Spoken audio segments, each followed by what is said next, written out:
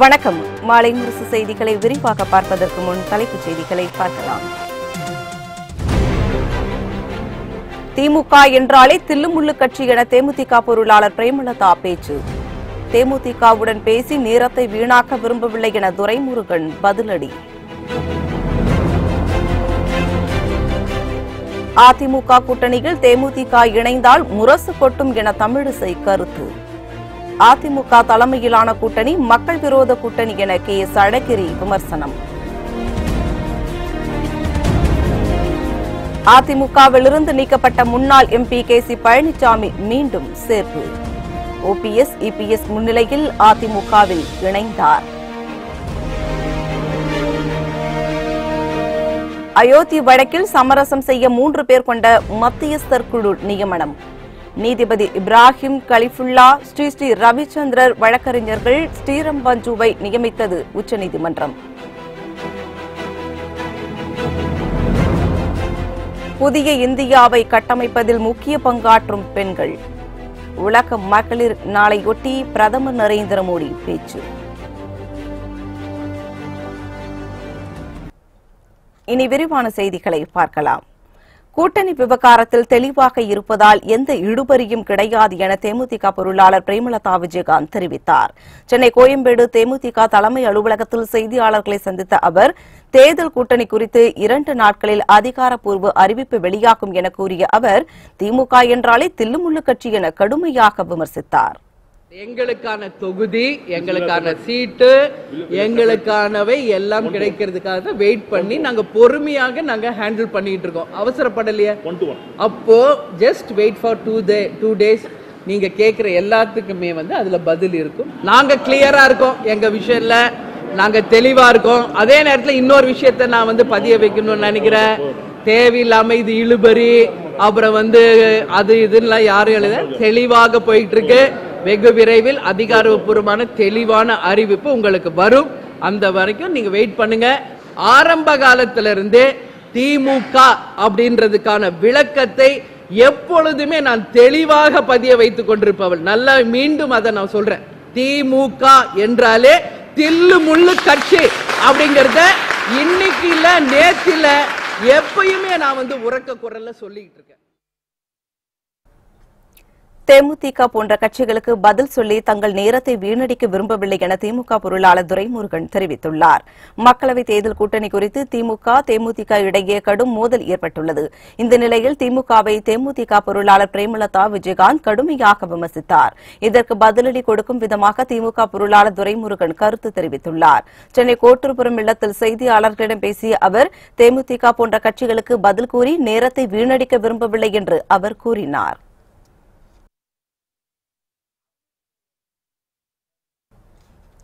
அயோத்தி நில விவகாரத்தில் சமரசம் செய்ய 3 பேர் கொண்ட மத்தியஸ்தர் குழு நியமனம் செய்து உச்சநீதிமன்றம் உத்தரவிட்டுள்ளது.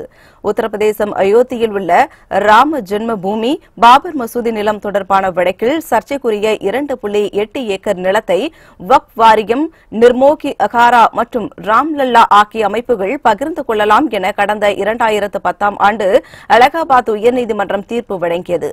இந்த தீர்ப்பை எதிர்த்து உச்சநீதிமன்றத்தில் தாக்கல் செய்யப்பட்ட 14 மேல்முறையீட்டு மனுக்களை தலைமை நீதிபதி ரஞ்சன் கோகாய் உள்ளிட்ட 5 நீதிபதிகள் கொண்ட அமர்வு விசாரித்து வருகிறது.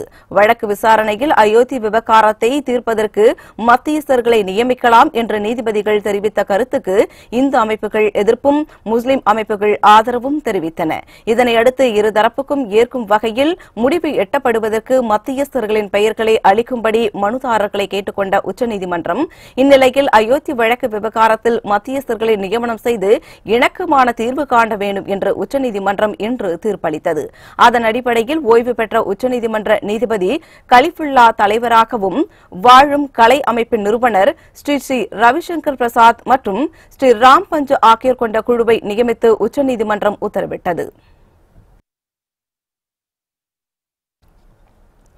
மக்களவை தேர்தலையொட்டி தயாரிக்கப்பட்ட தேர்தல் அறிக்கையை OPS EPS வசம் அமைப்பு செயலாளர் பொன்னையன் ஒப்படைத்தார்.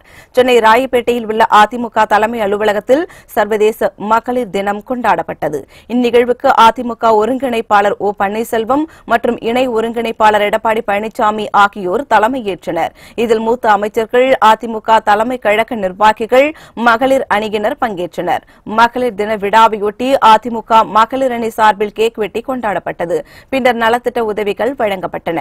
அப்போது நாடாளுமன்ற தேர்தலை ஒட்டி அதிமுக சார்பில் தயாரிக்கப்பட்ட தேர்தல் அறிக்கையை OPS EPS வசம் அமைப்பு செயலாளர் பொன்னையன் ஒப்படைத்தார். இதில் ஏதேனும் திருத்தங்கள் இருப்பின் அதனை மேற்கொண்டு முழு வடிவத்துடன் அதிமுக தேர்தல் அறிக்கை வெளியிடப்படும் என தெரிவிக்கப்பட்டுள்ளது.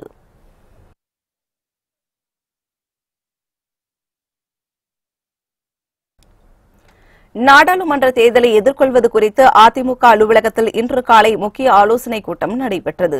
நாடாளுமன்ற தேர்தல் தேதி குறித்து இந்திய தேர்தல் ஆணையம் ஒரு சில நாட்களில் அறிவிப்பு வெளிவர இருக்கின்றது. இந்நிலையில் அதிமுக தலைமை அலுவலகத்தில் இன்று முக்கிய ஆலோசனைக் கூட்டம் நடைபெறுகிறது. இக்கூட்டத்தில் அதிமுக ஒருங்கிணைப்பாளர் O பன்னீர்செல்வம், இணை ஒருங்கிணைப்பாளர் எடப்பாடி பழனிசாமி, அமைச்சர் பெருமக்கள் மற்றும் அதிமுக முக்கிய நிர்வாகிகள் பங்கேற்கின்றனர். இதில் தமிழகத்தில் நாடாளுமன்ற தேர்தலை எதிர்கொள்வது குறித்தும் அதிமுக கூட்டணியில் தேமுதிகவை சேர்த்து வலுவான கூட்டணியாக மாற்றுவது குறித்தும் ஆலோசிக்கப்பட உள்ளது. பரபரப்பாக அரசியல் சூழ்நிலையில் இந்த கூட்டம் நடைபெறுவது மிகவும் முக்கியத்துவம் வாய்ந்ததாக கருதப்படுகிறது. தேமுதிக அதிமுக கூட்டணியில் இணையும் என தமிழக பாஜக தலைவர் தமிழிசை சவுந்தரராஜன் நம்பிக்கை தெரிவித்துள்ளார். தூத்துக்குடியில் உள்ள சிவாந்தன்குளம் பகுதியில் நடைபெற்ற மகளிர் தின விழாவில் பங்கேற்ற அவர் செய்தியாளர்களிடம் பேசினார். அப்போது வரும் காலத்தில் அனைத்து கட்சிகளின் ஒத்துழைப்புடன் மகளிருக்கான இடஒதுக்கீட்டு மசோதா நிறைவேற்றப்படும் என தெரிவித்தார். தொடர்ந்து பேசிய அவர் தேமுதிக தங்களது அணியில் இணைந்தால் முரசு கொட்டும் என்றும் கூறினார். எங்க கட்சியில 33% இடஒதுக்கீடு இருக்கிறது, நிர்வாகத்தில் இருக்கு. மகளிர் மசோதா நிறைவேற்றப்படணும். ஆனா அதற்கு அனைத்து கட்சிகளின் உதவியும் வேண்டும். நிச்சயமாக நிறைவேற்றப்படும். தேமுதிக நிச்சயமா இணையும், கூட்டணியில் இணையும். அவங்க அப்படித்தான் சென்று கொண்டிருக்கிறது பேச்சுவார்த்தைகள். நிச்சயமாக அவர்கள் இணைவார்கள் என்ற நம்பிக்கை எனக்கு இருக்கிறது. அரசியல் கட்சிகள் கொள்கை ரீதியாக இயங்க வேண்டும் என்றும் லாபத்தின் அடிப்படையில் இயங்கக்கூடாது என்றும் காங்கிரஸ் கமிட்டி தலைவர் KS அழகிரி தெரிவித்துள்ளார். நிலையில் செய்தியாளர்களிடம் பேசிய அவர் அதிமுக தலைமையிலான கூட்டணி மக்கள் விரோத கூட்டணி என்றும் அவர்கள் தேர்தலில் வெற்றி பெற முடியாது என்றும் கூறினார். எங்களுடைய கூட்டணி என்பது ஒரு கொள்கை சார்ந்த கூட்டணி. இந்திய மக்களை அன்பாக வைத்திருக்க வேண்டும், ஒற்றுமையாக வைத்திருக்க வேண்டும். ஆனால் பாரதிய ஜனதா கூட்டணி என்பது மக்களை பிளவுபடுத்த விரும்புகிறது, மக்களை மத அடிப்படையில் பார்க்கிறது, மக்களை ஜாதி அடிப்படையில் பார்க்கிறது. சமூக நீதிக்கு எதிரான ஒரு அரசியல் கட்சி அது. அந்த கட்சி ஊழல் நிறைந்த அண்ணா திராவிட முன்னேற்ற கழகத்தோடும் பிற கட்சிகளோடும் சேர்ந்து தமிழகத்தில் ஒரு கூட்டணியை அமைத்திருக்கிறது. அது ஒரு மக்கள் விரோத கூட்டணி. அந்த கூட்டணி வெற்றி பெற முடியாது, மக்களுடைய ஆதரவு அதற்கு கிடைக்காது. தேமுதிகவுடன் சுமூக பேச்சுவார்த்தை நடைபெற்று வருவதாக கூறிய அமைச்சர் ஜெயக்குமார் விரைவில் மெகா கூட்டணி அமையும் என நம்பிக்கை தெரிவித்தார். உலக மகளிர் தினத்தையொட்டி சென்னை மெரினா கடற்கரையில் உள்ள ஔவையார் சிலையின் கீழ் அலங்கரித்து வைக்கப்பட்டிருந்த அவரது உருவப்படத்திற்கு தமிழக அரசு சார்பில் மீன்வளத்துறை அமைச்சர் ஜெயக்குமார் மலர் தூவி மரியாதை செலுத்தினார். பின்னர் செய்தியாளர்களிடம் பேசிய அவர் நாங்கள் ஊழலற்ற கூட்டணியில் இருப்பதாக கூறினார். மேலும் தேமுதிகவுடன் சுமூக பேச்சுவார்த்தை நடைபெற்று வருவதாகவும் விரைவில் மெகா கூட்டணி அமையும் எனவும் கூறினார். நாடாளுமன்ற தேர்தலை எதிர்கொள்ளும் பொருட்டு தோழமை கட்சிகளுடன் திமுக தலைவர் ஸ்டாலின் ஆலோசனை நடத்தினார். எதிர்வரும் நாடாளுமன்ற தேர்தலை எதிர்கொள்ளும் வகையில் தோழமை கட்சிகளுடன் திமுக தலைவர் மு க ஸ்டாலின் ஆலோசனை நடத்தினார். இக்கூட்டத்தில் திமுகவை சேர்ந்த 14 தோழமை கட்சியினர் பங்கேற்றனர். திமுக சார்பில் போட்டியிடும் வேட்பாளர்களுக்கான விருப்ப மனு சமர்ப்பிக்கும் அவகாசம் இன்று முடிவடைவதாகவும் நாளை முதல் வேட்பாளர்களுக்கான நேர்காணல் தொடங்கவிருப்பதாகவும் தெரிவிக்கப்பட்டுள்ளது. பின்னர் செய்தியாளர்களை சந்தித்த மு க ஸ்டாலின் 21 சட்டசபை தொகுதிகளுக்கான இடைத்தேர்தல் நடைபெறுமா என்பது சந்தேகமே என்றார். ரஃபேல் ஆவணங்கள் திருடு போய் உள்ளதாக மத்திய அரசு கூறுகிறது. ஆவணங்களையே பாதுகாத்துக் கொள்ள தெரியாத மோடி அரசு இந்திய நாட்டு மக்களை எவ்வாறு பாதுகாக்கப் போகிறது என கேள்வி எழுப்பினார். கூட்டணியில் இடம்பெற்றிருக்கக்கூடிய எல்லா கட்சி தலைவர்களையும் அழைத்து பேசி 2 நாட்களில் அவைகள் முறையாக எந்தெந்த தொகுதியில் என்பதை முறையாக நாங்கள் அறிவிக்க இருக்கிறோம். அந்த தொகுதி உடன்பாடெல்லாம் எங்க முடிவு பண்ணிட்டு வேட்பாளர் தேர்வு இன்டர்வியூ நேர்காணலாம் முடிச்சுட்டு விரைவில் 40 தொகுதிகளுக்கு நாடாளுமன்றத்தை பொறுத்த வரைக்கும் கூட்டணிக்கு போக மிச்சம் இருக்கக்கூடிய 20 தொகுதிகளுக்கான வேட்பாளர்கள் 2 அல்லது 3 நாட்களில் நாங்கள் விரைவில் அறிவிப்போம். மக்கள் நீதி மையத்தை பொறுத்தவரை தனது மகளோ மைத்துனர்களோ அரசியலுக்கு வரமாட்டார்கள் என கமல்ஹாசன் தெரிவித்தார். மக்கள் நீதி மையம் கட்சி சார்பில் மகளிர் தின விழா சென்னை ஆழ்வார்பேட்டையில் உள்ள தலைமை அலுவலகத்தில் நடைபெற்றது. இதில் பங்கேற்று பேசிய கட்சியின் தலைவர் கமல்ஹாசன் மக்கள் நீதி மையத்தை பொறுத்தவரை மகளிருக்கு தான் முக்கியத்துவம் தரப்படும் என தெரிவித்தார். தமிழர்களுக்கு வேலை வாய்ப்பை அதிகப்படுத்துவது நம் கடமை என கூறியுள்ள அவர் மக்கள் நீதி மையத்தை பொறுத்தவரை தனது மகளோ மைத்துனர்களோ அரசியலுக்கு வரமாட்டார்கள் என கமல்ஹாசன் உரையாற்றினார். இங்கே தமிழர்களுக்கு வேலை வாய்ப்பை அதிகப்படுத்த வேண்டியது நம் கடமை. எனக்கு பிறகு என்னுடைய மகளோ மைத்துனனோ அவர்கள் தான் வருவார்கள் என்பதும் கூடாது. அதனால்தான் எங்களை கிண்டல் அடிக்க கவலையே படாமல் வெளியிலிருந்து திறமையாளர்கள் யார் என்று நீங்கள் சொல்லுங்கள். நான் பார்த்துதான் தேர்ந்தெடுப்போம், ஃபில்டர் பண்ணி தான் எடுப்போம்னா கூட அதற்கான இந்த சமையலுக்கான இன்கிரீடியன்ஸை நீங்க தான் கொடுக்கணும் என்று நான் கேட்டுக்கொண்டிருக்கிறேன். அதை கிண்டல் அடிச்சாங்க. வெற்றி பெற்ற பிறகு நாங்களும் யோசிச்சோம், செய்ய ஆரம்பிச்சோம், அதுக்குள்ள ஒரு பண்ணிட்டாருன்னு சொல்ல போறாங்க. இந்நிகழ்ச்சியின் போது நடிகை கோவை சரளா மற்றும் கோவையை சேர்ந்த மருத்துவர்கள் மக்கள் நீதி மய்ய கட்சியில் இணைந்தனர்.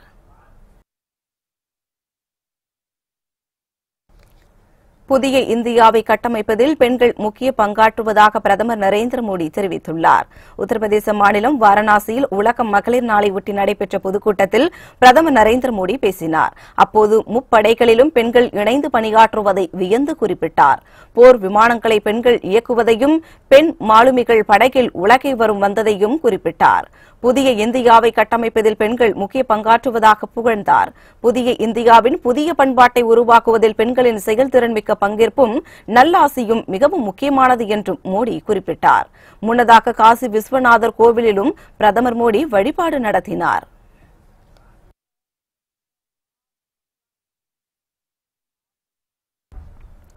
உச்சநீதிமன்றம் நியமித்துள்ள அயோத்தி சமரச குழுவில் இடம்பெற்றுள்ள 3 பேரும் தமிழர்கள் என்பது குறிப்பிடத்தக்கது. அயோத்தி விவகாரத்தில் சமரச பேச்சுவார்த்தை நடத்த மத்தியஸ்தர் குழுவின் தலைவராக இப்ராஹிம் கலிஃபுல்லாவை நியமித்து 5 பேர் கொண்ட உச்சநீதிமன்ற அமர்வு உத்தரவிட்டுள்ளது. இக்குழுவின் மற்ற உறுப்பினர்களாக ஸ்ரீ ரவிசங்கர் மற்றும் ஸ்ரீ ராம்பஞ்ச் ஆகியோர் நியமனம் செய்யப்பட்டுள்ளனர். உச்சநீதிமன்றம் அமைத்துள்ள மத்தியஸ்த குழுவில் இடம்பெற்றுள்ள 3 பேரும் தமிழகத்தை சார்ந்தவர்கள் என்பது குறிப்பிடத்தக்கது. இதில் ஓய்வு பெற்ற உச்சநீதிமன்ற நீதிபதி இப்ராஹிம் கலிஃபுல்லா காரைக்குடியை சேர்ந்தவர். வாழும் கலை அமைப்பின் நிறுவனரான ஸ்ரீ ரவிசங்கர் கும்பகோணம் அடுத்த பாபநாசத்தில் பிறந்தவர். மூத்த வழக்கறிஞராக பணியாற்றிய ஸ்ரீ ராம்பஞ்சு சென்னையை சேர்ந்தவர் என்பது குறிப்பிடத்தக்கது.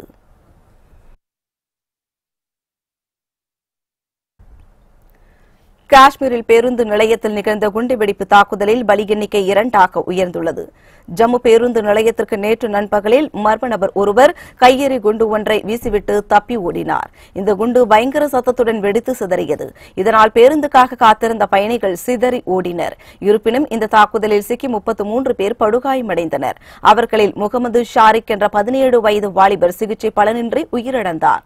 இதனையடுத்து கையெறி குண்டை வீசி தாக்குதல் நடத்திய ஹிஸ்புல் முஜாஹிதின் பயங்கரவாத இயக்கத்தை சேர்ந்த யாசிர் அகமது என்பவரை கைது செய்தனர். அவரிடம் தொடர்ந்து விசாரணை நடைபெற்று வருகிறது. இந்த நிலையில் குண்டுவெடிப்பில் காயமடைந்து மருத்துவமனையில் சிகிச்சை பெற்று வந்த மேலும் ஒருவர் இன்று உயிரிழந்தார். அதிமுகவிலிருந்து நீக்கப்பட்ட முன்னாள் எம்பி கேசி பழனிசாமி மீண்டும் அதிமுகவில் சேர்த்துக் கொள்ளப்பட்டார். அதிமுகவில் செய்தி தொடர்பாளராக இருந்த முன்னாள் எம்பி கேசி பழனிசாமி தலைமைக்கு எதிராக கருத்து கூறியதாக கூறி கடந்த ஆண்டு மார்ச் மாதம் கட்சியின் அடிப்படை உறுப்பினர் பொறுப்பிலிருந்து நீக்கப்பட்டார். இந்நிலையில் இன்று சென்னை ராயப்பேட்டையில் உள்ள அதிமுக தலைமையகத்தில் ஒருங்கிணைப்பாளர் ஓ பன்னீர்செல்வம், இணை ஒருங்கிணைப்பாளர் எடப்பாடி பழனிசாமி ஆகியோர் முன்னிலையில் கேசி பழனிசாமி மீண்டும் அதிமுகவில் இணைந்தார். நாடாளுமன்ற மக்களவை தேர்தலை ஒட்டி மேற்குவங்க முதலமைச்சர் மம்தா பானர்ஜி பிரச்சாரத்தை தொடங்கினார். ஆளும் பாஜகவுக்கு எதிராக எதிர்க்கட்சிகளை ஒன்று திரட்டி பல்வேறு வியூகங்களை வகுத்து வரும் மேற்குவங்க முதலமைச்சர் மம்தா பானர்ஜி தேர்தல் தேதி அறிவிக்கப்படாத நிலையில் தனது பிரச்சாரத்தை தொடங்கியுள்ளார். கடந்த 2014ஆம் ஆண்டு நடைபெற்ற மக்களவைத் தேர்தலில் மொத்தமுள்ள 42 தொகுதிகளில் திரிணாமுல் காங்கிரஸ் 34 இடங்களை கைப்பற்றியது. நடைபெறவுள்ள மக்களவைத் தேர்தலில் 42 இடங்களையும் கைப்பற்றும் முயற்சியில் மம்தா பானர்ஜி தீவிரமாக ஈடுபட்டுள்ளார். இதன் ஒரு பகுதியாக சர்வதேச மகளிர் தினத்தையொட்டி திரிணாமுல் காங்கிரஸ் கட்சியினர் ஏற்பாடு செய்துள்ள பொதுக்கூட்டத்தில் கலந்து கொண்ட மம்தா பானர்ஜி தனது பிரச்சாரத்தை தொடங்கினார். இரட்டை இலை சின்னம் பெற டிடிவி தினகரன் லஞ்சம் கொடுக்க முயன்ற வழக்கில் பாட்டியாளர் நீதிமன்றத்தின் விசாரணைக்கு தடை விதித்து டெல்லி உயர்நீதிமன்றம் உத்தரவிட்டுள்ளது. சென்னை ஆர்கே நகர் இடைத்தேர்தலின் போது இரட்டை இலை சின்னத்தை பெறுவதற்காக தேர்தல் ஆணைய அதிகாரிகளுக்கு லஞ்சம் கொடுக்க முற்பட்டதாக டிடிவி தினகரன் டெல்லி குற்றப்பிரிவு போலீசாரால் கைது செய்யப்பட்டு பின்னர் ஜாமீனில் விடுவிக்கப்பட்டார். இதனையடுத்து டிடிவி தினகரன் மற்றும் இடைத்தரகராக செயல்பட்ட சுகேஷ் சந்திரசேகர், மல்லிகார்ஜுனா குமார் உள்ளிட்ட 9 பேர் மீது டெல்லி பாட்டியாலா சிறப்பு நீதிமன்றத்தில் குற்றப்பத்திரிகை தாக்கல் செய்யப்பட்டது. இதனை எதிர்த்து டெல்லி உயர்நீதிமன்றம் டிடிவி தினகரன் வழக்கை தொடர்ந்தது. இந்த நிலையில் இரட்டை இலை சின்னம் பெற டிடிவி தினகரன் லஞ்சம் கொடுக்க முயன்ற வழக்கில் பாட்டியாலா நீதிமன்றத்தின் விசாரணைக்கு வருகிற 20ஆம் தேதி வரை தடை விதித்து டெல்லி உயர்நீதிமன்றம் உத்தரவிட்டது. விபத்து மற்றும் உடல்நலக்குறைவால் உயிரிழந்த 35 காவலர்களின் குடும்பத்திற்கு தலா 3 லட்சம் ரூபாய் நிதியுதவி வழங்க முதலமைச்சர் எடப்பாடி பழனிசாமி உத்தரவிட்டுள்ளார். இது தொடர்பாக அவர் வெளியிட்டுள்ள அறிக்கையில், விபத்து மற்றும் உடல்நலக்குறைவால் 35 காவலர்கள் உயிரிழந்த செய்தி அறிந்து மிகுந்த மனவேதனை அடைந்ததாக குறிப்பிட்டுள்ளார். பல்வேறு துயர சம்பவங்களில் உயிரிழந்த 35 காவலர்கள் குடும்பத்தினருக்கு தனது ஆழ்ந்த இரங்கலையும் அனுதாபத்தையும் தெரிவித்துள்ள அவர், உயிரிழந்தவர்களின் குடும்பங்களுக்கு முதலமைச்சர் பொது நிவாரண நிதியிலிருந்து தலா 3 லட்சம் ரூபாய் நிதி உதவி வழங்க உத்தரவிட்டுள்ளதாகவும் குறிப்பிட்டுள்ளார். திமுக பொருளாளர் துரைமுருகனுக்கு எதிர்ப்பு தெரிவித்து மறியல் போராட்டம் நடத்திய தேமுதிகவினர் கைது செய்யப்பட்டனர். தேமுதிகவை இழிவுபடுத்தி பேசியதற்கு திமுக பொருளாளர் துரைமுருகன் வருத்தம் தெரிவிக்க கோரி ஆர்ப்பாட்டம் நடத்த தேமுதிக தொண்டர்கள் திரண்டனர். வேலூர் சித்தூர் சாலையில் தேமுதிகவினர் திரண்ட தகவல் அறிந்த திமுகவினர் அவர்களை நோக்கி சென்றனர். இதனால் இருதரப்புக்கும் இடையே கைகலப்பு ஏற்படும் சூழல் உருவானது. தகவல் அறிந்து சம்பவ இடத்திற்கு விரைந்து வந்த காவல்துறையினர் தேமுதிகவினர் சிலரை வாகனத்தில் ஏற்றி அனுப்பி வைத்தனர். மேலும் அங்கு திரண்டிருந்த 100க்கும் மேற்பட்ட தேமுதிகவினரை கைது செய்த போலீசார் தனியார் மண்டபத்தில் அடைத்தனர். இப்பிரச்சினையால் அப்பகுதியில் சிறிது நேரம் போக்குவரத்து பாதிக்கப்பட்டது.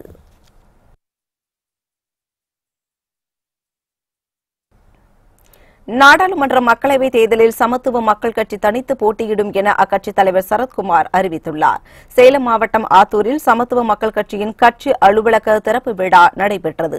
இதில் அக்கட்சித் தலைவர் சரத்குமார் கலந்து கொண்டு கட்சி அலுவலகத்தை திறந்து வைத்தார். பின்னர் நிகழ்ச்சியில் பேசிய அவர், நாடாளுமன்ற மக்களவைத் தேர்தலில் சமத்துவ மக்கள் கட்சி தனித்து போட்டியிடும் என கூறினார். மேலும் கஜா புயல் பாதிப்புகளை பார்வையிட வராத பிரதமர் நரேந்திர மோடி பதவி ஆசை வந்ததும் தமிழகம் வந்துள்ளார் என்றும் குற்றம் சாட்டினார்.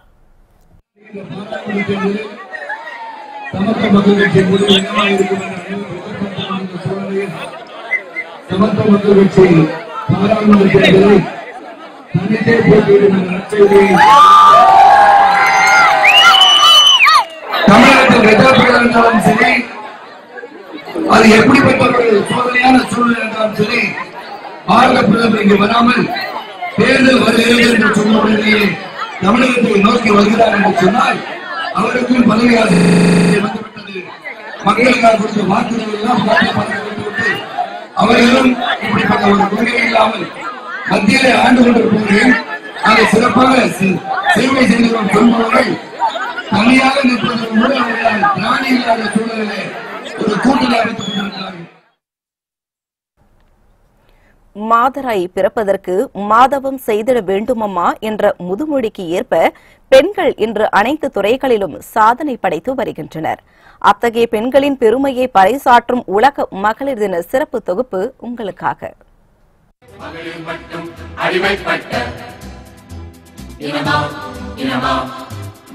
மட்டும் மறுக்கப்பட்ட குலமா குலமா, மகளிர் மட்டும் ஒதுக்கப்பட்ட நிலமா நிலமா. பெண்கள் நாட்டின் கண்கள் என்று ஒரு பழமொழி உண்டு.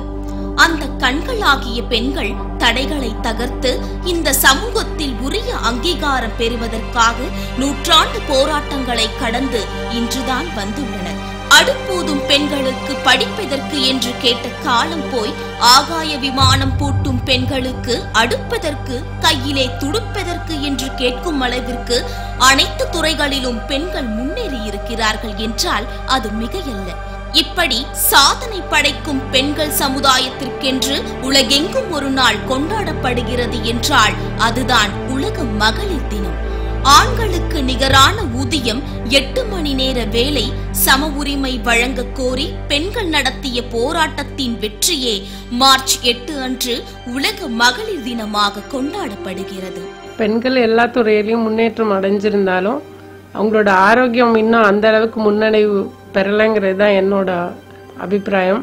அதனால பெண்கள் அவங்களோட ஆரோக்கியத்துக்கு முக்கியத்துவம் கொடுத்து வளர்ச்சி அடையணும்னு நினைக்கிறேன். இன்று பெண்கள் அனைத்து துறைகளிலும் ஆண்களுக்கு நிகராக முன்னேறி வருகின்றனர். அலுவலகம் தொடங்கி அரசியல் வரை பெண்கள் இல்லாத இடமே இல்லை எனலாம்.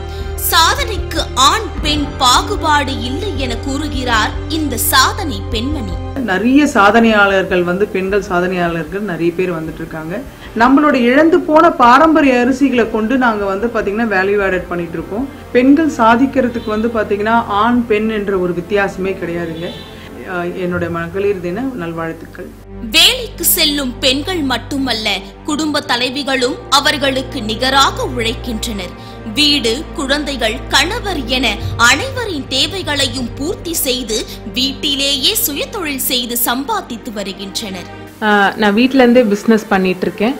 அதுல ரொம்ப பெருமையா நினைக்கிறேன் வீட்டில இருந்து பண்றேன் அப்படின்ட்டு. ஏன்னா வெளியில போய் குழந்தைங்களை விட்டுட்டு வெளியில வேலைக்கு போய் தான் பண்ணணுங்கிறது இல்லாம நான் வீட்டில இருந்தே சம்பாதிச்சுட்டு இருக்கேன். அனைவருக்கும் மகளிர் தின நல்வாழ்த்துக்கள். ஒரு காலகட்டத்தில் ஆண்கள் மட்டுமே இந்த வேலையை செய்ய முடியும் என கூறியிருந்தனர். ஆனால் இன்றோ பெண்கள் ஆண்கள் செய்யக்கூடிய வேலைகள் அனைத்தையும் தங்களால் செய்ய முடியும் என நிரூபித்து காட்டியுள்ளனர். 5 வருஷமா ஆட்டோ ஓட்டின்னு இருக்கேன். ஒரு காலத்துல இந்த வேலை தான் செய்யணும் லேடிஸு, இந்த வேலை செய்யக்கூடாதுன்னு இருந்தது. இப்போ அப்படிலாம் கிடையாது. எல்லா வேலைக்கும் எல்லா தொழிலுக்கும் லேடிஸ் வந்துட்டாங்க. பெண்கள் என்னதான் முன்னேறி கொண்டிருந்தாலும் பெண்களுக்கான பாதுகாப்பு என்பது கேள்விக்குறியாக தான் உள்ளது. நாளுக்கு நாள் பெண்களுக்கு எதிரான பாலியல் குற்றங்கள் அதிகரித்துக் கொண்டே வருவது வேதனைக்குரிய விஷயமாகவே உள்ளது. இதனை தடுக்க என்ன செய்ய வேண்டும் என்பதற்கு நாம் ஒவ்வொருவரும் சிந்திக்க வேண்டும். ஆண் குழந்தைகளுக்கு சிறு வயது முதலே பெண்களை மதிக்க கற்றுக் கொடுக்க வேண்டும். பெண்களுக்கு எதிரான வன்கொடுமைகள், குறிப்பாக பெண் குழந்தைகளுக்கு எதிரான வன்கொடுமைகள் ரொம்பவே அதிகரித்த நிலையில தான் இன்றைக்கு வரைக்கும் இருக்கு.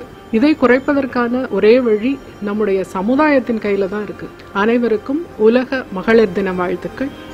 மாற்றம் என்பது நமது ஒவ்வொரு குடும்பத்தில் இருந்து தொடங்கினாலே பெண்களுக்கு எதிரான குற்றங்கள் குறைந்துவிடும். பாரதி கண்ட புதுமை பெண்கள் உருவாக தொடங்கிவிட்டனர். அவர்களுக்கு வல்லமையை தருவதும் போற்றி பாதுகாப்பதும் சமுதாயத்தின் கையில்தான் உள்ளது. ஆண்டாண்டு காலமாக நாம் மகளிர் தினத்தை கொண்டாடி வருகிறோம். பதவி உயர்வில் இருக்கும் பெண்கள் பெண் குழந்தைகளுக்காகவும் பாமர பெண்களுக்காகவும் உதவிட வேண்டுகிறேன். மகளிர் தின நல்வாழ்த்துக்கள். பெண்கள் எல்லா துறைகளிலும் முன்னேறி வந்தாலும் அவர்களுக்கான பிரச்சனைகளும் சவால்களும் இருக்கத்தான் செய்கின்றன. அந்த சவால்களை முறியடித்து வெளியில் வர வேண்டும் என்பதே அனைவரின் எதிர்பார்ப்பு. மகளிர் தின வாழ்த்துக்களுடன் மாலைமுரசு செய்திகளுக்காக கிலா கண்ணன். புத்தம் புதிய செய்திகள் அவ்வப்போது முழுமையாக மாலைமுரசு தொலைக்காட்சி வழங்கும். இணைந்திருங்கள் மாலைமுரசு தொலைக்காட்சியுடன். வணக்கம்.